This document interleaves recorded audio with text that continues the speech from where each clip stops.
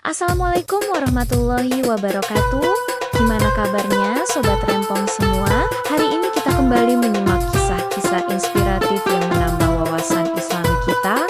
Sekarang kita bahas sosok yang jenaka dan cerdas.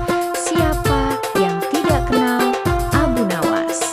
Sosok legendaris yang terkenal dengan kecerdikan dan humornya yang luar biasa. Tapi, tahukah kamu siapa sebenarnya Abu Nawas di balik semua cerita jenakanya?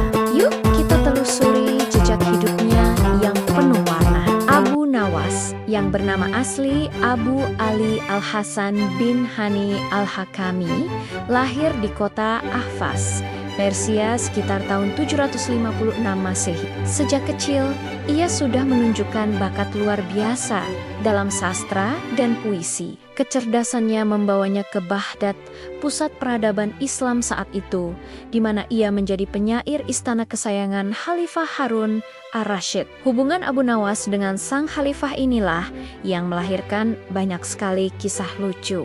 Ingat cerita saat ia diminta memindahkan istana, atau saat ia menipu raja dengan mengatakan bisa melihat malaikat. Meski sering membuat khalifah jengkel, kecerdikannya selalu berhasil menyelamatkannya dari hukuman. Ia adalah bukti bahwa akal bisa lebih tajam dari pedang. Namun, Abu Nawas bukan hanya seorang pelawak. Ia adalah seorang penyair besar yang karya-karyanya abadi. Salah satu syairnya yang paling terkenal adalah syair pengakuan dosa atau itiraf. Syair ini menunjukkan sisi lain Abu Nawas yang sangat religius dan rendah hati di hadapan Tuhan dalam syair itu. Ia berkata, "Wahai Tuhanku, aku bukanlah ahli surga, tapi aku tidak kuat dalam neraka jahim.